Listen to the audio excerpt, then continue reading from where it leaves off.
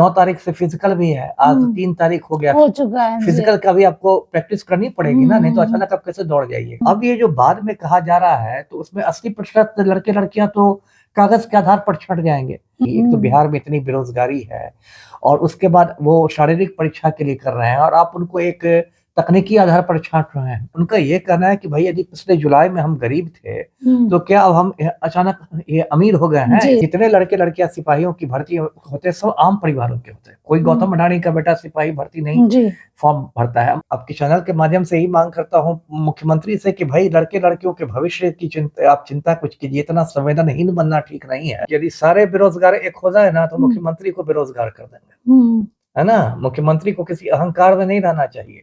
11 महीने बाद आपका भी लाइसेंस का रिन्यूअल होना है। नमस्कार, लाइव बिहार देख रहे हैं आप, आपके साथ मैं स्नेहा गुप्ता। पटना के गर्दनी बाग में हजारों अभ्यर्थी जो हैं लगातार धरना प्रदर्शन कर रहे हैं। कड़ाके की ठंड हो चुकी है बिहार में, उसके बावजूद भी अगर आप गर्दनी बाग जाते हैं तो आपको सिपाही भर्ती परीक्षा के अभ्यर्थी मिलेंगे। दरअसल अब बिहार में एक और मुद्दा गरमाते हुए नजर आ रहा है और आपको बता दें कि अगर आप एक बार गर्दनी बाग जाएंगे तो वहां पे आप उन अभ्यर्थियों को पाएंगे जो कभी नौकरी के लिए तरसा करते थे और जब एग्जाम दे दिया तो अब नए नए तरीकों से सरकार उनको परेशान कर रही है। ऐसा हमारा नहीं, अभ्यर्थियों का कहना। आपको बता दें कि एनसीएल और ईडब्ल्यूएस का मुद्दा अब गरमा रहा है। हमारे साथ पूर्व आईपीएस अमिताभ दास जुड़े हैं, सीधा बात करेंगे। पहले तो बहुत शुक्रिया बात करने के लिए। धन्यवाद आपका भी।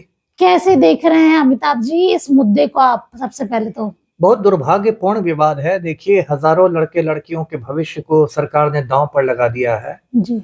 और एक एनसीएल और ईडब्ल्यूएस के कागजों को लेकर ये पूरा मुद्दा मैं शुरू से समझाता हूं दर्शकों को। देखिए, पिछले साल बिहार में सिपाहियों की बहाली निकली थी, 21,391 रिक्तियां थी। तो बहुत बड़ी रिक्तियां कही जाएंगी, मुझे नहीं याद है कि बिहार में कभी इतनी बड़ी रिक्तियां निकली थी।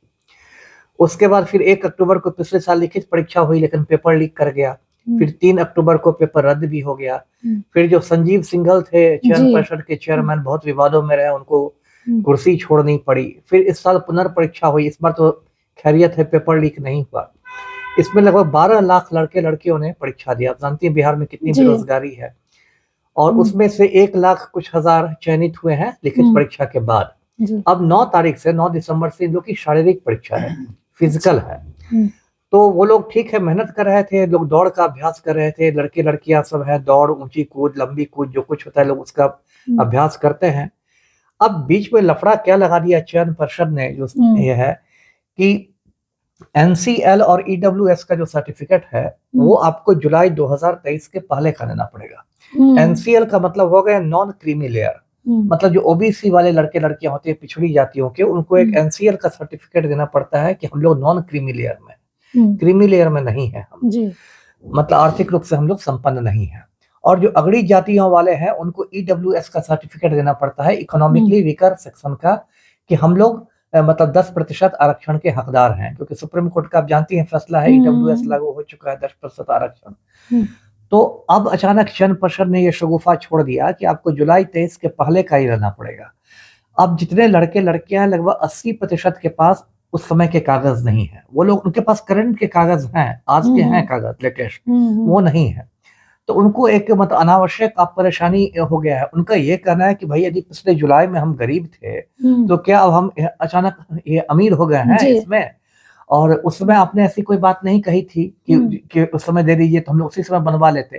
अब ये जो बाद में कहा जा रहा है तो उसमें 80% लड़के लड़कियां तो कागज के आधार पर छट जाएंगे। तो इतनी मेहनत से उन्होंने लिखित परीक्षा पास की, एक तो बिहार में इतनी बेरोजगारी है और उसके बाद वो शारीरिक परीक्षा के लिए कर रहे हैं और आप उनको एक तकनीकी आधार पर छांट रहे हैं। और देखिए, जितने लड़के लड़कियां सिपाहियों की भर्ती होते हैं सब आम परिवारों के होते हैं, कोई गौतम अडानी का बेटा सिपाही भर्ती नहीं फॉर्म भरता है। आम लड़के लड़कियां, कोई किसान परिवार का बेटा है, कोई किसी का है, कोई निम्न मध्यम वर्गीय, कोई मध्यम वर्गीय, और वो लोग का एक सपना रहता है सरकारी नौकरी का, बहुत दिनों से मेहनत करते आए हैं। तो कल से ये लोग हजारों लड़के लड़कियां गर्दनी बाग में डटे हुए हैं धरना प्रदर्शन पर। उसके बाद प्रशासन, इसमें कुछ कोचिंग संचालक वाले भी आ गए हैं, जो बड़े बड़े कोचिंग संस्थानों के संचालक हैं, वो भी एक नैतिक समर्थन देने के लिए आ गए हैं। कुछ लोग कंबल बांट रहे हैं, कुछ लोग खाना खिला रहे हैं। तो कल इन लोग को 3-4 लोगों को प्रशासन ले गया था मुख्यमंत्री सचिवालय, जो 4 kg में है।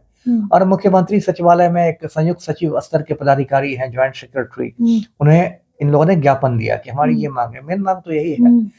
तो वो जो सरकार में होता है कि ठीक है, देखा जाएगा, सोचा जाएगा, किया जाएगा, मुख्यमंत्री महोदय निर्णय लेंगे, नीतिगत निर्णय है। अब इन लोग की मतलब इन लोग का धैर्य खत्म हो रहा है, क्योंकि 9 तारीख से फिजिकल भी है, आज 3 तारीख हो गया, हो चुका है। फिजिकल का भी आपको प्रैक्टिस करनी पड़ेगी ना, नहीं तो अचानक आप कैसे दौड़ जाइएगा। तो इसलिए ये लोग बेसब्र हो रहे हैं, अधीर हो रहे हैं। तो यही है, मैं आपके चैनल के माध्यम से ही मांग करता हूँ मुख्यमंत्री से कि भाई लड़के लड़कियों के भविष्य की आप चिंता कुछ कीजिए, इतना संवेदनहीन बनना ठीक नहीं है। आप करंट जो है NCL EWS उसको भी आप अलाउ कर दीजिए, तो लड़के लड़कियां फिर अपना फ्री माइंड से फिर प्रैक्टिस करेंगे शारीरिक परीक्षा अमिताभ जी, ये बताइए कि जिस तरीके से बिहार में हमेशा ही देखा जाता है, सबसे पहले तो बिहार जिस तरीके से अति पिछड़ा राज्यों में से आता है, उसके बावजूद भी कई चीजें बिहार के हक में नहीं, स्पेशल पैकेज भी नहीं मिला।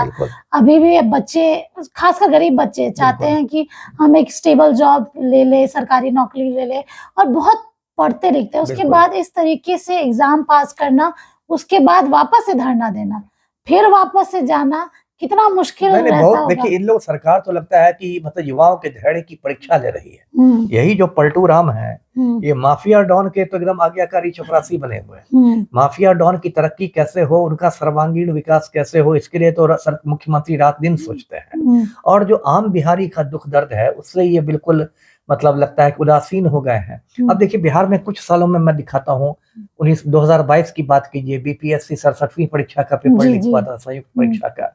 उसके बाद सिपाही भर्ती की परीक्षा का लीक हुआ। कल भी एक परीक्षा का पेपर लीक हुआ है, जो भी दब गया है, कम्युनिटी हेल्थ ऑफिसर, सामुदायिक स्वास्थ्य अधिकारी के परीक्षा लीक हुआ है, वैकेंसी आई थी, है ना। उसमें तो अभी इसके हंगामा में वो खबर थोड़ी दब गई है, वो भी लीक हुआ है बराबर। और ये सिर्फ बिहार में नहीं, पूरे भारत में एक पैटर्न हो गया। पहले देखिए, युवाओं का एक सपना रहता था फौज में भर्ती होने का, सेना में भर्ती होने का।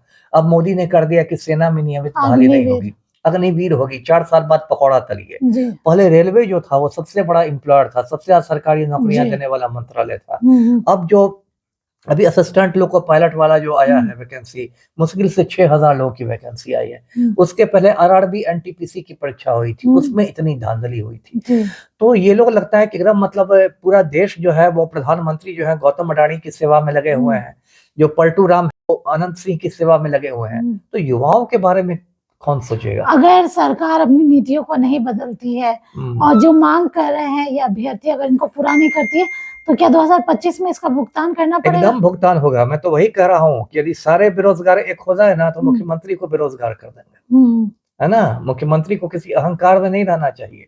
11 महीने बाद आपका भी लाइसेंस का रिन्यूअल होना है ना। 11 महीने बाद तय किया जाएगा कि आप मुख्यमंत्री रहेंगे कि नहीं। और सारे बेरोजगार एक हो गए तो आप भी बेरोजगार होकर कल्याण बीघा पहुंच जाइएगा। जी।